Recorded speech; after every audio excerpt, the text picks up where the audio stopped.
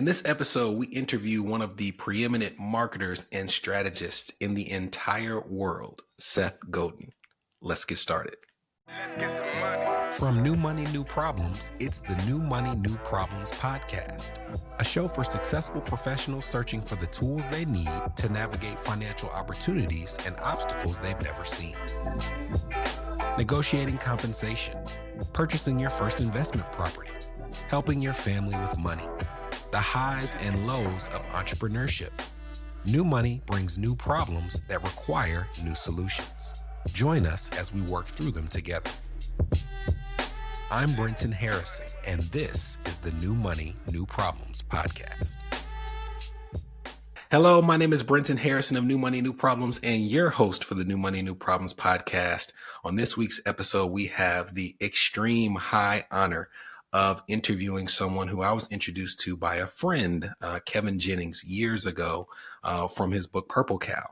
And he has written far more than one book. He has won far more than one award. He is world renowned as a marketer and strategist, and his name is Seth Godin. So Seth, welcome to the New Money, New Problems podcast. Boom. Thanks for having me. It's a pleasure. Absolutely. We were, if you don't mind me sharing, we were introduced by Eva Ford and Eveline Reed. I wanted to make sure on this episode that I gave them my thanks as well. So appreciate you being here. In the first half of the episode, I would love to kind of do some background for our audience. I'm sure some of them have heard of you and your work. But if you had to give a 60-second introduction as to how you came to this place in life, what would that 60-second be? I would spend 30 seconds asking somebody what they were up to. And then I would just talk about how lucky I'd been and sometimes foolishly persisting. I started one of the first internet companies. I have been blogging for 10,000 blog posts in a row. And mostly I'm a teacher. I try to find places where people are held back by systems and help them see how the system works so they can get to where they're going. That desire to break down systems and analyze them, it goes across all of your work, from Purple Cow to This Is Marketing to This Is Strategy. Is there anything in your childhood or early experiences in your career that put you in a position where you said, instead of being a part of this, I want to take a step outside of it and start to see why this works the way it does? It's interesting because plenty of people have had backgrounds better than mine, worse than mine, even people in my same house. I think that we are definitely the product of the cards that we start with, but it's also about what story do we want to tell ourselves? And the story I've been telling myself from a really young age is there's a question to be asked. How did I get into this spot? And what are my options? And I just keep asking myself those questions. A lot of people have been indoctrinated into accepting the situation as it is without understanding how it came to be or what the situation might be. So if you're in 10th grade and there's all this pressure on you to get an A, well, but why? Why is getting an A worth the extra effort to get that A? Who needs you to get an A? And for what reason? Are you there to learn something or are you there to get a grade? And so if you keep asking yourself these questions about who's behind this and what do they want versus what do I want, it makes it easier to make better decisions. There is a large group of our audience where, by no choice of their own, they're in systems that are not really built for them to succeed or come in with any prior knowledge. They are in a corporate environment and they did not have a parent who was also in that environment to bounce questions off of. Right. But they still have the responsibility of trying to navigate it. You have books like Lynchpin where you talk about how to make yourself indispensable. So there are times when, to your point, you have the ability to look and say, why is it so important that I get an A? But what happens when it's just well, I actually do have to get an A, right? Yeah. I'm in the system. It requires it. What happens then? Right. Well, so you're bringing up a couple really important points. The first one I would say is thanks to podcasts like yours, or thanks to systems like Claude.ai or Perplexity, you can ask these questions now. You can ask questions in the privacy of your own home, but you might not want to ask the question. And someone brainwashed you to not want to ask. That's my point. Is you need to know and then decide you're not going to do anything about it, right? So if I get pulled over by a cop in New York City, I'm not going to have an argument with them because there's a system, and the system is way more powerful than me in that setting. It's just like no way for me to win a fight in that setting. The same thing is true if you're in debt, if you've got a job where you don't get paid very well, if you've got bills to pay. It may very well be that pleasing your jerk of a boss is the best option. But we need to spend the time to understand what our options are. What does the system want from us, and what have we been brainwashed? So a simple example, since we're talking about money, how much should a wedding cost? And the answer is exactly as much as your best friend, but a little more, right? That there's no absolute law about how much you're supposed to spend to get married, but people spend way more than they should because they're in a system, the wedding industrial complex, that pushes them to fit in. And, you talked in a previous podcast about loud budgeting, and Rachel and other people who have done work on that. Well, why is it awkward to say to people, I'm saving, I can't go out for brunch today, right? That's built into the system to make that awkward. Because if it wasn't, people would talk about it. So what we're looking to do is get very clear about what do we need, what do we want? This work we're doing, who's it for, what's it for? Are we trying to do something that cannot be done? Or are we trying to do something that's simply uncomfortable? And if it's uncomfortable, it's probably uncomfortable because there's a system that doesn't want us to do it differently. And so again, back to the book Linchpin, if you work at a job, let's say as a barista, and the system keeps pushing you to be an obedient cog in the system, it will be that way forever. Or you could start showing up at work differently, and that will set you out on a career path. That means that soon you're going to be the manager of that store. You're not going to become the manager of that store because you show up the way everybody else shows up. You're going to be the manager because you're doing something differently. You in this is strategy, when you said the phrase, how you could show up for work differently. And in your latest book, This is Strategy, you mentioned that, and I don't want to mischaracterize, so if I do, correct me. You mentioned that you are less concerned about someone working in their passion as you are about them being passionate about what they do. Right. I have spoken to clients who are evaluating job opportunities, and they're saying, I'm not really passionate about this. And my response may be, okay, well, sometimes that's important, but does it facilitate you pursuing your passions? Mm-hmm. What is the difference between passionate about what you do? Explain that. Sure. So, some of the richest people in the world work 90 hours a week on Wall Street. Now, that's a ridiculous hobby. To go and deal with spreadsheets and high pressure situations. Why are they showing up on a regular basis to do it? Because they got passionate about that game. I could never do it. I would happily pay money not to do it. But they've decided that becoming passionate about winning this weird game between other people that involves emails and spreadsheets, that's their passion. They like the prizes. They like the stress. They like the way other people look at them when they say what they do. So if you love music, being in the music business is a really bad idea, because the music business is about lawyers and meetings and filing and agreements and spending all night in a bus. It is not about you performing music. That's called music, not the music business. So go find a thing that you can be passionate about that pays you fairly for the effort you're putting into it, as opposed to doing your hobby and hoping you get paid for it. When we talk to our clients, there is often a lot of, I won't call it shame, but a confusion as to why I'm looking at all these things people are supposed to be doing financially and I'm not doing those, right? The person who sits in the cubicle or the office next to me is able to do this and I'm not able to do it. Or I look online about where I'm supposed to be financially and I'm not there. Of the people that I follow, you seem to be very confident with ignoring what other people are using as a metric. What gives you that confidence, and what would you say to a person who is really trying to establish something, but they can't follow the traditional path? I'm not confident.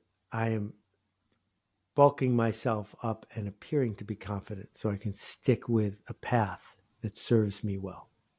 So being an adult is a lot like being in high school, except there's money involved.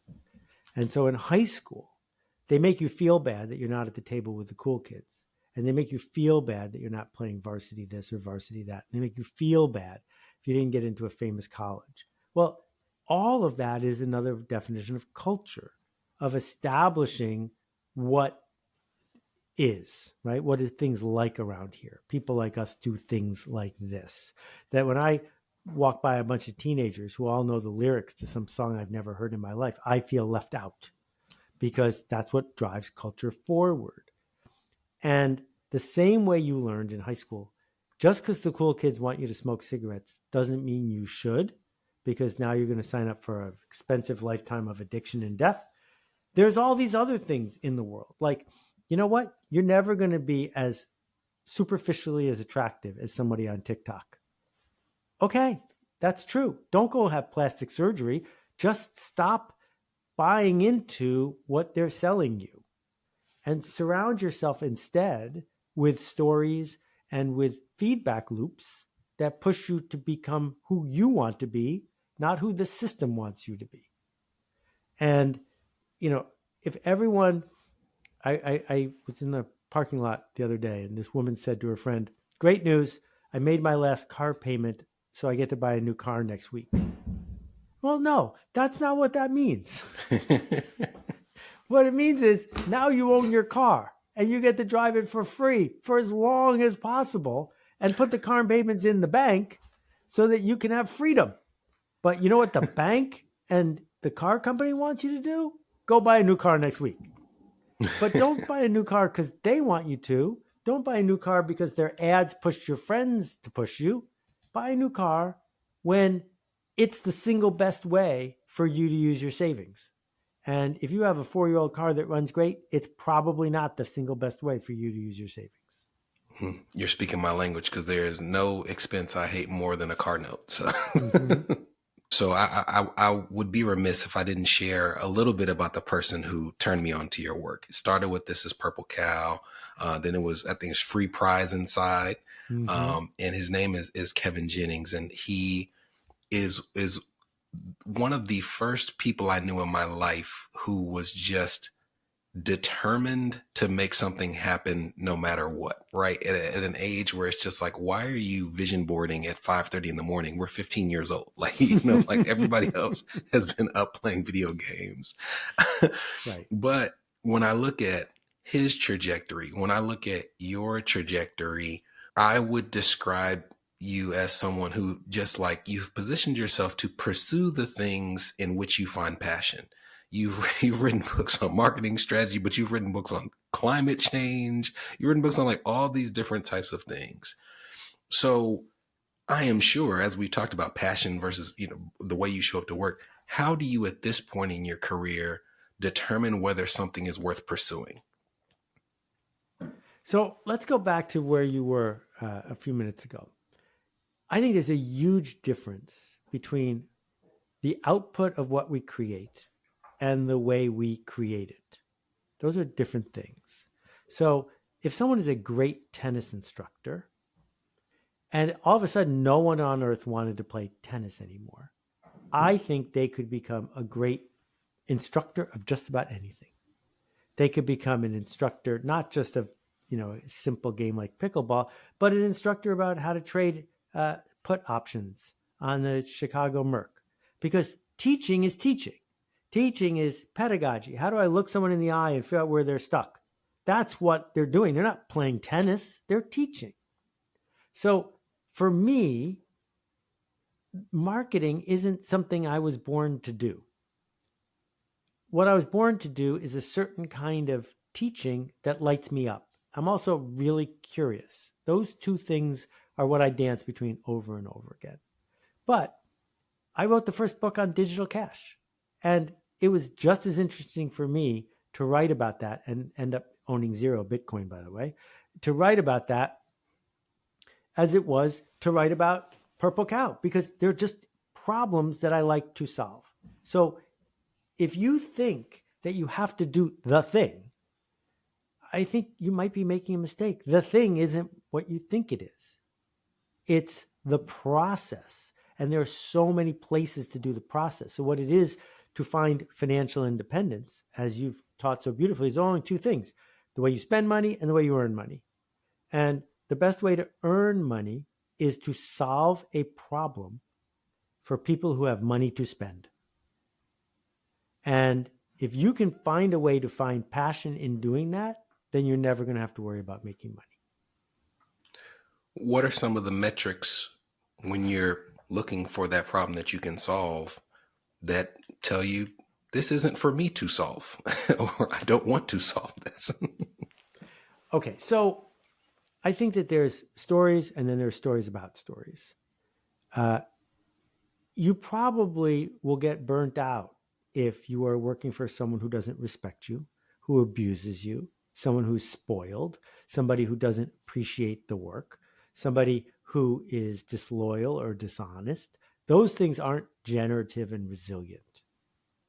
On the other hand, there are plenty of people who might not be your friend, who you can offer a service to if they will pay you fairly. And this idea that there are 7.5 billion people on earth with a job, and almost all of those jobs got invented in the last 50 years, and almost all of those people are serving somebody, doing something they didn't plan to do when they were little, shows us that what we have is this market and jobs and projects and freelancing all in flux, where problems arise and people find a way to solve them. And you don't have to solve this person's problem, but you have to solve somebody's problem.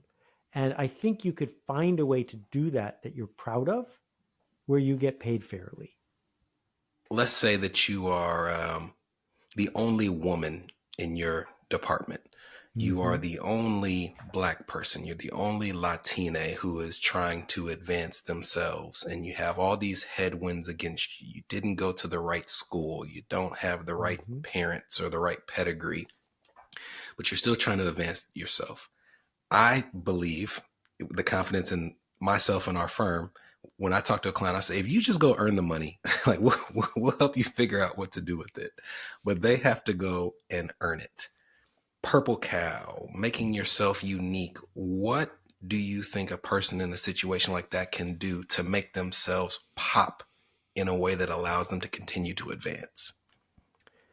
Okay, so I have to make a small disclaimer, which is I've never been in the shoes of somebody who is the victim of persistent, consistent oppression and racism. And it breaks my heart to even say that sentence, that someone has to deal with that. I have been an outsider. I have been somebody who people didn't give the benefit of the doubt to, but it's nothing compared to what my friends have to deal with, who are judged just by walking into the room. And so I'll begin by acknowledging just how unfair that is, and how so many people were born on the 99-yard line, and other people who were born on the 1-yard line are expected to just catch up. And that just really bothers me. We have this system where we live now, and then there are choices to be made. And one of those choices is to say, can I become passionate? Can I use it as fuel that I'm going to show up in that room, and despite the fact that there is so much privilege not awarded to me, I am going to succeed? If you cannot turn that into useful fuel, I'm begging you not to go into that room, because life is too short to spend the next 60 years dealing with that. And the good news is the world is now fluid enough that you can find people who deserve you. You may have to start your own gig. You may have to be a freelancer. You may have to work in a different thing, which none of which is fair. You should have to have that as a choice. But the fact is, don't work for jerks. And if people are seeking to undermine you, actually seeking to undermine you, not your imagination, but actually doing it, you either have to become passionate about proving them wrong, or you got to go somewhere else. And in my life, again, without the overhead that some others have to deal with, I have been glad when I walked out of the room, because I was spending so much time internally dealing with all the junk that I wasn't being the best version of myself. And, it doesn't just happen inside an insurance office where somebody's the only woman. It happens in a place like Silicon Valley, where they look at you funny because you didn't get the right investor, you didn't do the right, it's status all the way down. Everybody's a turtle, and there's always turtles above you and below you. Being the bottom turtle is no fun. This is typically a question I would ask of a thought leader at the end of the podcast, but I told you in part 2, we're just going to go through this as strategy a little bit. So I will ask this. It may seem out of sequence, but what is something that you wished people would ask you more frequently that they don't ask enough? Brenton, having a blog with 10,000 posts on it and doing a lot of podcasts, do not have that problem. Fair enough. If I want to talk about something, I can talk about it. I do wish that people would tell themselves the truth more often. And it starts at a really young age. So I've been writing about the college industrial complex for a while. And every once in a while, I'll reach out to a 17-year-old who I know through family. And I'll say, college is coming up. Do you want to talk about this? And we'll talk about the system and the process and how corrupt and broken it is. And I'll just watch their face. And about half the time, they basically want to run out of the room. It's like telling them Santa Claus and the Tooth Fairy aren't real. They don't want to deal with this. It's their whole life has been built around one conception. They don't want to deal with it. But the other half of the time, they're like, what? Really? Tell me more about that. And the next thing you know, they are the kind of people who are changing systems. But you can't do that unless you want to. And so what I keep trying to have happen, and the new book is my best effort at that so far, is just to ask the questions, right? Ask the questions. The people who are getting promoted around here, what are they doing that I'm not doing? You can ask that question without any judgment whatsoever, but we could learn something about the system by seeing that, right? That's an example. So if you look at Fortune 100 companies, what does it mean to be a super senior vice president getting paid 7 figures at these companies? It doesn't mean that you're great at spreadsheets and sales. It means you're great at going to meetings. That's what it means. And the people who are the best at going to meetings get invited to more meetings and then they get promoted. So if you knew that and you wanted to move up, you could discover that the answer is not to stay late on Saturday. It's to get better at going to meetings. That is an excellent runway to the second half of the episode. So we'll be right back after this break and we'll talk This is Strategy.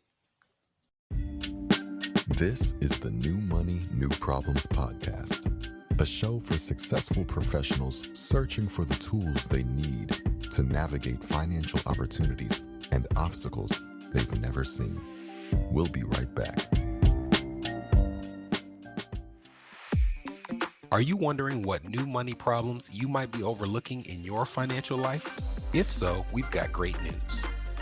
We've crafted the New Money, New Problems Gap Finder to identify potential weaknesses in your finances in areas ranging from budgeting, investments, insurance, and even the threat your extended family's finances could pose to your household.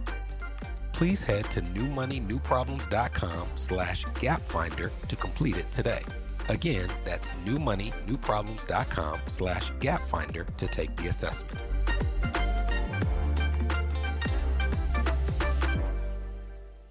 You're listening to the New Money, New Problems podcast. Subscribe now at newmoneynewproblems.com. Welcome back. Welcome back for the break. We are here with Seth Godin, prolific author of more than, I think, 20 bestsellers, writer of a daily blog, guests on many podcasts, just very, very prolific. And today, this part of the episode, we're going to talk about This Is Strategy, his most recent book. So, Seth, are you okay if I just kind of go through some of the notes that I've taken? I'd love that. I haven't memorized the book, so you'll have to give me a little prep, but I'm ready. I'm all good. I'm prepared. I'll remind you of them, I'm sure. So in the book, one of the segments, it talks about people's base needs, and you compare it to, water and comfort and a warm home. And you say that beyond people's base needs, they want affiliation, status, and freedom from fear. Yep. And that good marketing addresses one of those deeper level needs. Can you speak to why those are such important elements of a person's comfortability? Yeah. Well, okay. By good marketing, I don't mean good ads. I mean anything in our world that is succeeding. So what is status? Status is who eats lunch first. Status is you got to be the deacon at the church. Status is this person's wearing a nicer outfit than me. By what measure? Status is, sure, who's got a fancier car, but status is also in some communities who's got more kids, or in other communities who's got less kids. Status is we're keeping score of something. Affiliation is who's to my left and who's to my right. Do I fit in? My favorite example of this happened to me a few weeks ago. I went to a wedding, don't really like weddings, and we had to park our cars, and then a little golf cart was taking people down the driveway. And I'm waiting there, and there's one other guy waiting, and he's wearing a tuxedo. And I'm like, uh-oh. Because if I'm the only person in the wedding without a tuxedo, I feel terrible because I'm not in sync.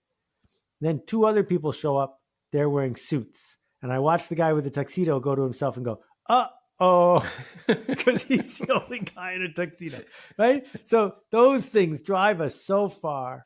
And then the third one, the big one, is the freedom from fear, which is not actual fear, but just knowing that we could be farther away from fear. So for some people, that means a nest egg in the bank, because for them, fear is running out of money.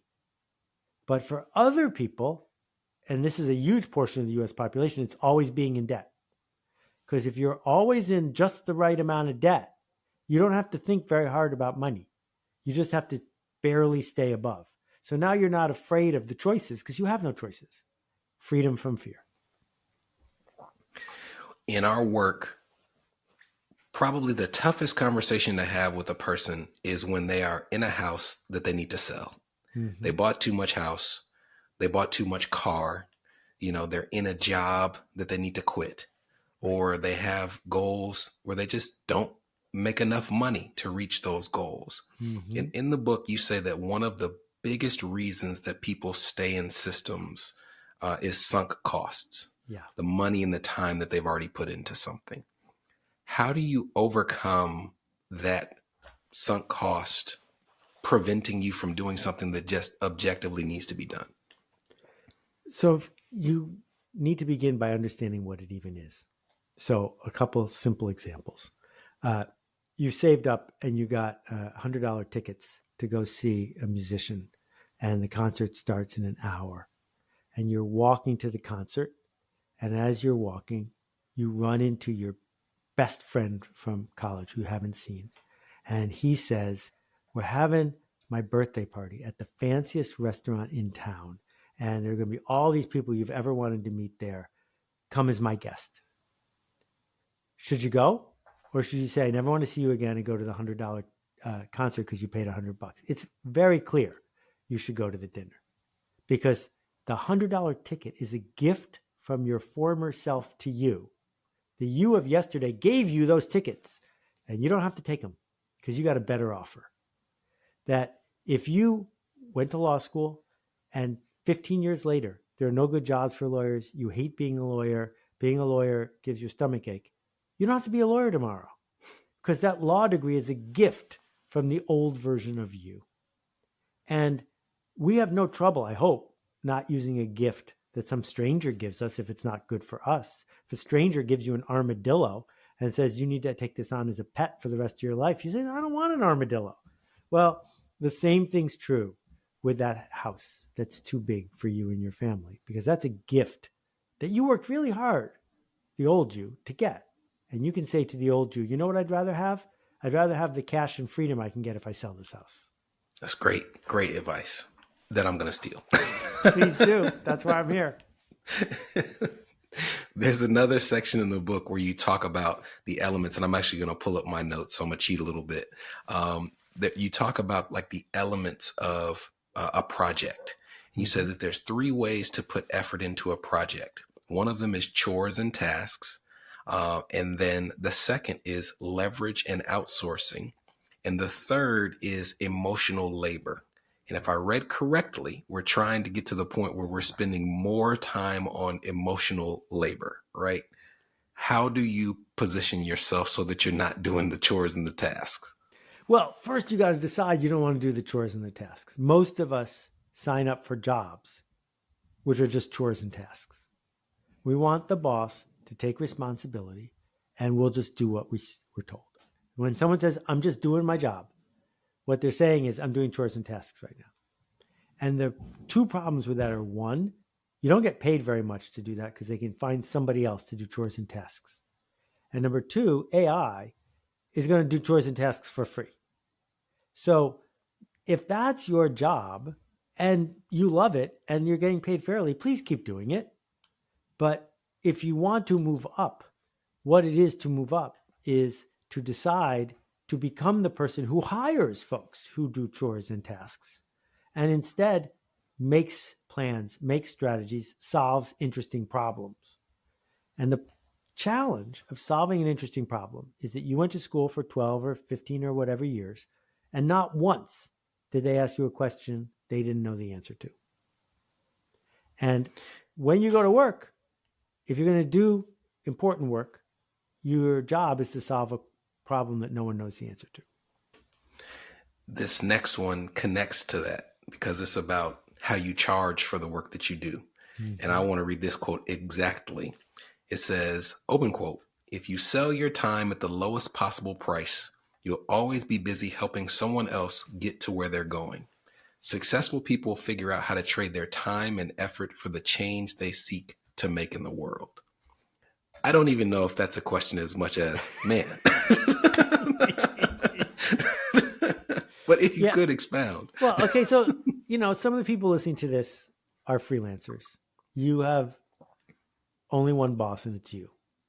And you got that way because you wanted a job without a boss. The problem is the boss you have now is an idiot, you, because he keeps waking you up in the middle of the night telling you you're not doing a good job. He keeps getting you bad clients. He keeps undervaluing your work. And that's a race to the bottom. If you're on Fiverr or Upwork or one of those services, or if you're just hustling for the next gig, doing tasks and chores, you're competing on price. And it's just going to keep getting cheaper and cheaper. And the alternative is to race to the top and to say, I do something distinct enough that you're not going to easily find someone who can do it the way I do it. That people aren't going to say, get me a locksmith or get me a massage therapist. They're going to say, get me Brenton. And when that happens, you're racing to the top. You are showing up to make a change happen that you are the best at making happen. And you can do that with your day job too, right? So if you're working at a company with 30 people and the boss has a choice of 4 people to pick for something really important, why are they going to pick you? Is it because you will do tasks and chores more quietly and with more hours than other people? Or is it because you bring something distinct to this work and they're going to look good because they picked you? I will stay on that thread, and I'll use something that you've talked about in multiple books. It sounds like it's very important that you identify the people who are able to see that in you. Right? You're both evaluating.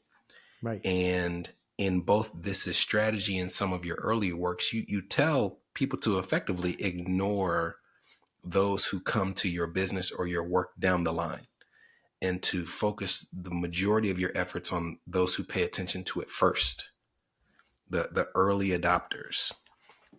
You're mixing two things here. So Okay, I'm well, happy yeah. for you to edit this. I'm happy for you to edit this, or we can leave it in. Oh, I'll leave it in. Okay, so there are two things that we're talking about here. The first one is this. When you choose your customers or your boss, you are choosing your future. When you go to look for a job, you're not hoping that someone's going to pick you. You're auditioning your next boss. And you are worth it. Your days are worth it. Don't work for a jerk. Don't work for someone who wants you to work for pennies. Don't work for someone who wants you to stay exactly the way you are. Don't work for someone who's evil or disrespectful. Don't work for someone who's making the world worse. Go audition bosses and earn the privilege of working for someone who's making a change the way you want it to be made. If you're a freelancer, the only way to get paid better is to get better clients. And you don't get better clients by doing harder work for bad clients. You get better clients by becoming the kind of freelancer that better clients want to hire. Okay? So that's the first part. The second part is that when an idea is spreading through the culture, the first people who buy it are different than the last people who buy it. So you know somebody who bought an iPhone the first couple months it was on sale. You know somebody who bought Bitcoin when it was $10 and they can't stop talking about it, right? You know somebody who likes to go first, who's always listening to music that's not on Spotify yet. Those people are early adopters. When new ideas come along, we should ignore people who don't like new ideas. And we should try to find people who do like new ideas. So this podcast, over 100 episodes, your first week, only 10 people listen to it. Now, lots of people listen to it. And soon, even more people will listen to it. There's some people who like to listen to a podcast as soon as it comes out. And there are other people who wait until 3 friends tell them about a podcast, and then they join in. There's early adopters, and there's people who go later. When a correction is that profound, not only will I leave it in, I'll end the podcast with it.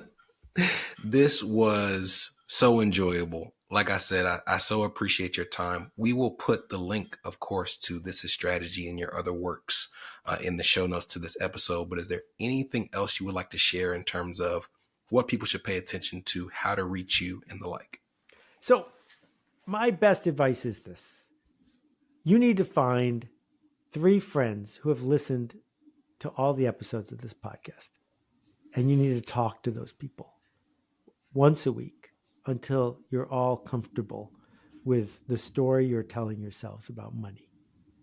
And so if you're going to do one thing after you listen to this podcast, it's fine if you buy my book. It's fine if you don't. You can read my blog instead, Seth.blog. But go share this podcast with 10 people and find out which ones are willing to listen to some more. And then do the very emotionally difficult thing of telling each other the truth about what you're learning. That peer-to-peer conversation is how human beings change. Don't listen to the giant media in the center. It's peer-to-peer conversation based on honest insights like you've been getting from this podcast. That is worth your time. Great advice, great time spent. And Seth, thank you for being a guest on the New Money, New Problems podcast. Thank you for having me. You made my day. From New Money, New Problems, this was the New Money, New Problems podcast, a show for successful professionals searching for the tools they need to navigate financial opportunities and obstacles they've never seen.